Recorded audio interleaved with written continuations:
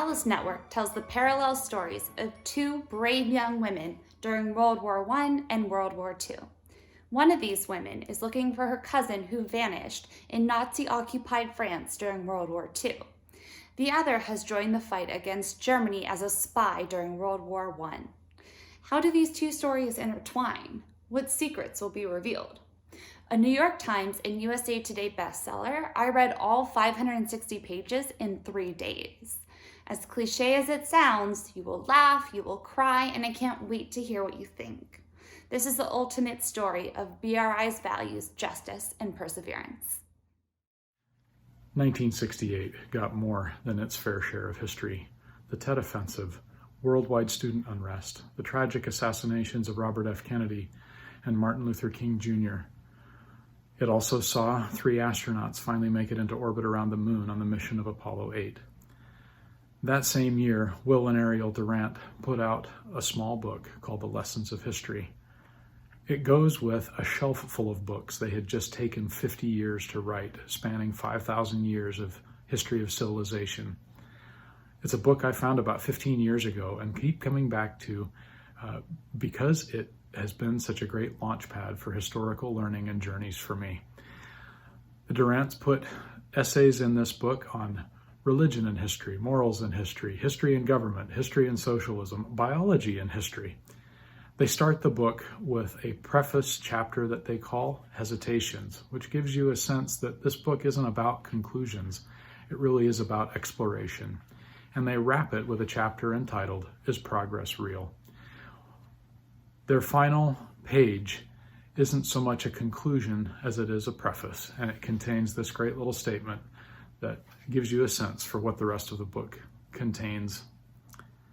To those of us, they write, who study history, not merely as a warning reminder of man's follies and crimes, but also as an encouraging remembrance of generative souls, the past ceases to be a depressing chamber of horrors. It becomes a celestial city, a spacious country of the mind, wherein 1,000 saints, statesmen, inventors, scientists, poets, artists, musicians, lovers, and philosophers still live and speak, teach and carve and sing. Coming out of 1968, that's quite a statement. Coming out of this book, it's a great invitation to explore, one that I hope you'll pursue. Hi, my name is Kirk Higgins, and the book I'm recommending you check out this summer is What Hath God Wrought by Daniel Walker Howe. The book looks at American history between 1815 and 1848 and how the nation was transformed by a growing economy, by political debates of the period, and by a second religious Great Awakening. Throughout the book, the characters in it are grappling with what this expanding economy means, what this growth means, what growing industrialization means, new technologies. The title itself, What Hath God Wrought, is a part of that technological expression. It was the first telegram sent by Samuel Morse, was What Hath God Wrought. Daniel Walker Howe investigates that and many other questions that came up during the period, from debates over the institution of slavery, to Indian removal and forced migration, to the sanctity of the United States. All of it are encompassed in here. And though the book is long, nearly 800 and some pages, it's a really engaging narrative. It's really exciting to read, and definitely recommend you check it out. So I hope you read it this summer. Hi, I'm wearing a tie and glasses, so you can trust my opinion on these 2 books. You Are Not So Smart and You Are Now Less Dumb by David McRaney.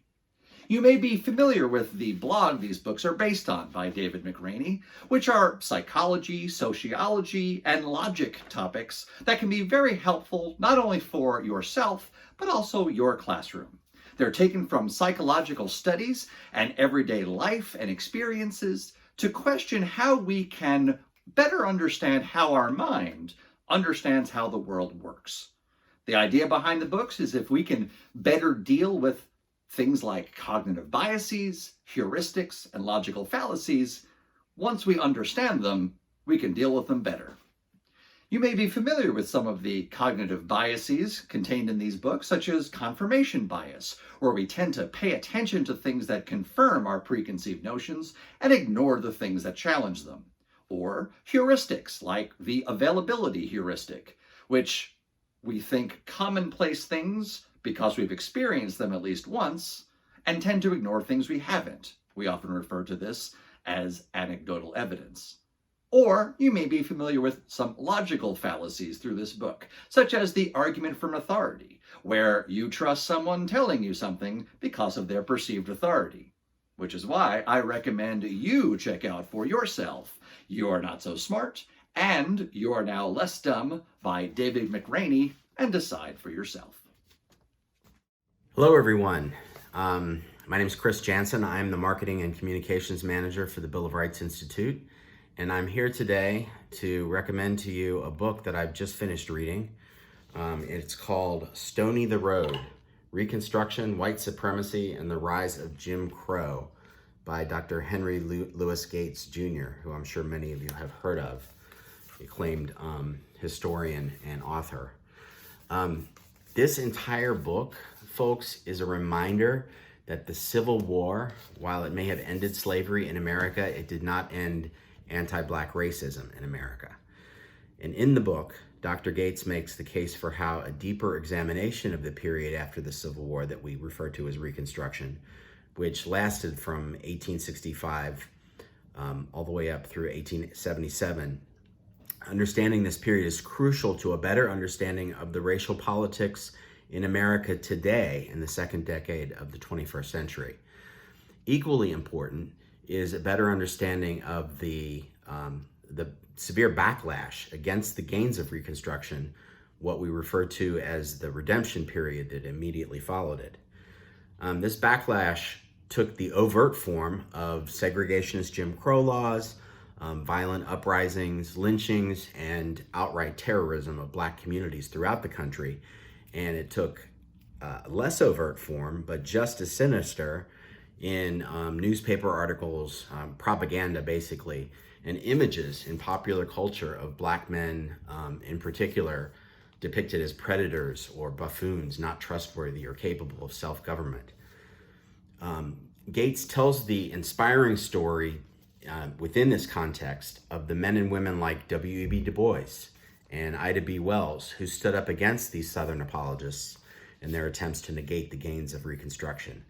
In short, what he succeeds really well in doing is putting the period within a very rich cultural context, which makes it a lot easier for the modern reader to understand how deeply embedded some of the racist attitudes are that we still unfortunately find prevalent in so many parts of American society today. The images in this book, by the way, also make for really great primary source analysis of the period for any U.S. history classroom. So I definitely recommend that you check it out. So it's for all these reasons that I highly recommend Stony the Road and the companion PBS series, which you can find, you can stream live on the PBS app or get from your local PBS station. Great for summer reading and summer reviewing. I hope everyone is staying safe and healthy, and we'll look forward to seeing you again soon. Take care now. Hi, did you know that today Mary Todd Lincoln probably would have been diagnosed with bipolar disorder or even schizophrenia? Did you know she was put on trial in 1875 by her only son to be declared legally insane? I didn't either until I read The Madness of Mary Lincoln by Jason Emerson. Back in 1875, Mary was struggling very much with her mental health, and her only living son, Robert, realized that he could not help her the way that she needed to be helped. He had his own family he was trying to grow, he had a career he was trying to focus on, and he just didn't have the skill set or the time to help his mom the way she needed. While Abraham Lincoln was alive, he had been able to handle Mary and her outbursts and anything else that her mental illness kind of threw at them. And unfortunately, Robert realized the only way he could really get his mother the help she needed was to put her on trial, declare her legally insane, and put her in an asylum for at least a little while to get the help she needed. As you can imagine, Mary felt extremely betrayed by her only son to be put into such a place, even though it was a nice sanitarium. It was not one of those awful places you hear about with ice cold baths and, abusive nurses. It was a nice place. But Mary fell into a very deep depression because of how betrayed she felt, and she even attempted to commit suicide the day before she was supposed to be put into the sanitarium. It's a very interesting read, as today we have pretty good discourse about mental health, but it was really interesting to read about how mental health was handled during the 1870s, both by Mary's doctors as well as her friends and family. The book also has a lot of BRI's values, including courage, humility, and vigilance. So if you're looking for something to read this summer, I strongly recommend picking up The Madness of Mary Lincoln by Jason Emerson. Hi, I'm Tony Williams with the Bill of Rights Institute, Senior Fellow there, and I'm pleased to be participating in the summer book review. The book I've chosen is C. Bradley Thompson's America's Revolutionary Mind, A Moral History of the American Revolution and the Declaration that Defined it. Thompson is a professor at Clemson University and the author of an excellent book on the political philosophy of John Adams. But in this book, Thompson really takes seriously the natural law and natural rights, the immutable and universal principles of the Declaration of Independence. He firmly places that natural rights and natural law tradition within the broader context of the 18th century Enlightenment, and specifically the ideas of John Locke. Now, he argues that the founders and Locke looked at human nature and used reason to discern that human beings were equal. Right? They were equal in their rights, they were equal in their liberties, they were equal in their rights to govern themselves by their own consent. Now, for Thompson, as for the founders, these were moral principles, right? Because they were self-evidently true and discoverable by reason.